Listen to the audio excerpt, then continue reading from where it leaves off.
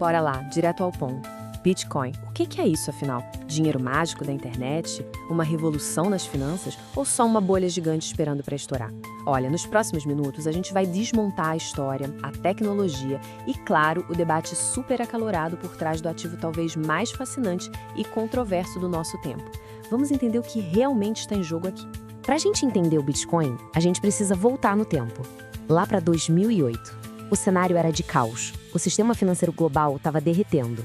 Bancos gigantescos sendo salvos com dinheiro público, o nosso dinheiro.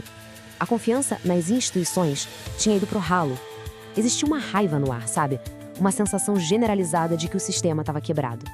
E foi nesse terreno fértil, nessa crise de confiança, que nasceu uma ideia totalmente radical. E aí, no meio desse caos todo, em outubro de 2008, do nada, aparece essa ideia. Uma figura misteriosa, que usa o nome Satoshi Nakamoto, publica um artigo, um white paper. A proposta, um sistema de dinheiro eletrônico de pessoa para pessoa, sem precisar de banco. E em janeiro de 2009, pá! O primeiro bloco da rede é criado. Isso não era só sobre tecnologia, entende?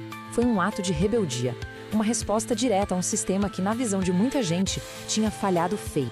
Ok, então a gente já entendeu o porquê.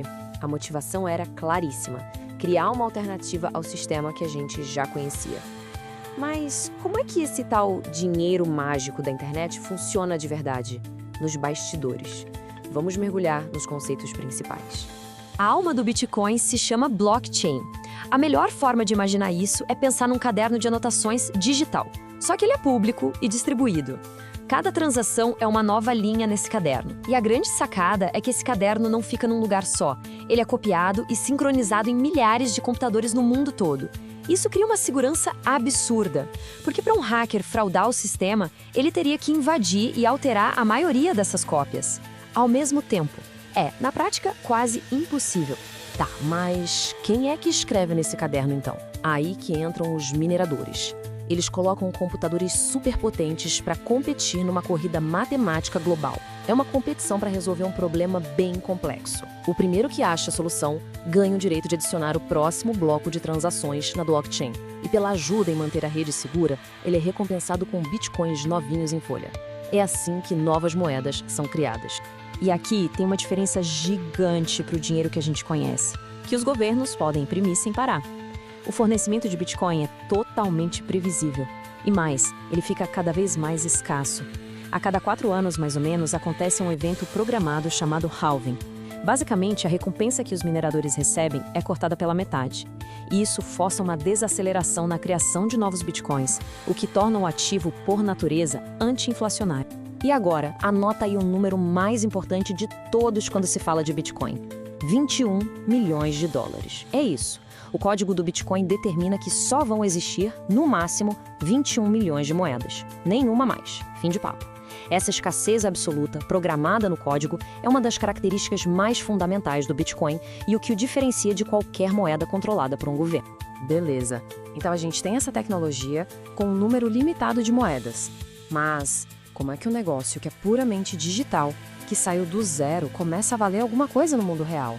A jornada do Bitcoin, de um experimento de nerds para um ativo reconhecido no mundo todo, é uma história de cinema. Sério. Imagina só, lá no comecinho, Bitcoin não valia nada. Era coisa de entusiasta da tecnologia, um hobby. Aí, em 2010, um programador resolveu fazer a primeira transação comercial da história usando Bitcoin.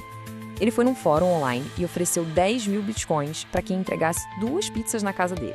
E não é que alguém aceitou a oferta? E hoje, aqueles mesmos 10 mil Bitcoins, senta aí, valeriam mais de 600 milhões de dólares. Você ouviu direito. 600 milhões de dólares por 2 pizzas. Essa história, que virou lenda, resume perfeitamente a trajetória maluca do Bitcoin, de uma curiosidade de nicho para um ativo com valor global. Pois é, e a história da pizza foi só o pontapé inicial. De lá para cá a coisa explodiu. Hoje muita gente chama o Bitcoin de ouro digital, justamente pela sua escassez. Em países com inflação nas alturas, como Argentina e Nigéria, as pessoas usam como uma forma de proteger seu patrimônio. El Salvador foi além e transformou em moeda oficial do país. E agora, até os gigantes de Wall Street, como BlackRock e Fidelity, entraram na jogada, o que dá uma legitimidade enorme para o ativo. Agora, claro, nem tudo são flores, nem todo mundo comprou essa ideia. Para cada pessoa que enxerga o Bitcoin como o futuro do dinheiro, tem outra que acha que é uma grande furada. E isso nos leva direto para o grande debate, a briga que define o Bitcoin até hoje. De um lado do ringue, a gente tem os defensores ferrenhos, tipo o Michael Saylor. O argumento deles é o seguinte: o Bitcoin é uma nova forma de propriedade. É um ativo digital que é escasso, uma reserva de valor talvez até melhor que o ouro e que se encaixa perfeitamente no mundo onde as moedas tradicionais perdem valor todo dia por causa da inflação. E do outro lado, com um balde de água fria, vem o pessoal mais cético, com vozes de peso como a do lendário investidor Warren Buffett. Para eles, o Bitcoin não tem valor de verdade, um valor intrínseco. Ele não gera caixa, não paga dividendos, não produz nada. Na visão deles, é um ativo puramente especulativo e improdutivo. Então, no fim das contas, a gente chega no ponto principal dessa briga. Os dois lados não estão nem jogando o mesmo jogo. Um lado vê o Bitcoin como uma tecnologia monetária, uma nova classe de ativo. O outro lado está avaliando como se fosse uma ação de uma empresa. Eles não estão só discordando, eles estão literalmente falando línguas diferentes. Mas a discussão não é só teórica, não. O Bitcoin encara umas ameaças bem reais, bem práticas. Vamos dar uma olhada em algumas das maiores preocupações sobre se ele vai ou não sobreviver no longo prazo. A primeira grande pulga atrás da orelha e o criador misterioso, o tal do Satoshi Nakamoto. Ele sumiu do mapa em 2011 e, segundo estimativas, tem quase 1 milhão de bitcoins guardados. E se ele voltasse? E se decidisse vender tudo? Ou tentasse mudar as regras do jogo? Acontece que a resposta para isso está no próprio DNA do Bitcoin. Ele é descentralizado e de código aberto. Ninguém, nem mesmo Satoshi, pode impor uma mudança no sistema. Qualquer alteração precisa de um consenso gigantesco de milhares de participantes da rede no mundo todo. O criador não é o... Ok, outra pergunta que sempre aparece. E se os governos simplesmente decidirem proibir tudo? E se os países mais poderosos do mundo se unirem para tornar o Bitcoin ilegal? Então, a gente nem precisa imaginar porque isso já foi testado na vida real. A China, que já foi o maior centro de mineração do mundo, proibiu a atividade de uma vez por todas e o que aconteceu? A rede deu uma soluçada, sim, mas não parou.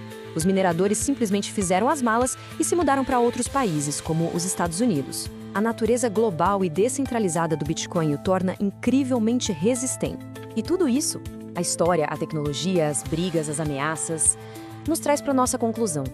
Depois de olhar para tudo isso, qual é a característica mais importante, a mais definidora do Bitcoin? Sabe aquelas críticas que a gente sempre ouve?